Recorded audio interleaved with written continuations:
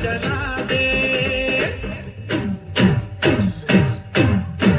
कक्को ममतावत है कक्को चेहरा सनावत है कक्को एक दूसरला देख के नैना लड़ावत है अरे नाच ले रे भाई तो शादी में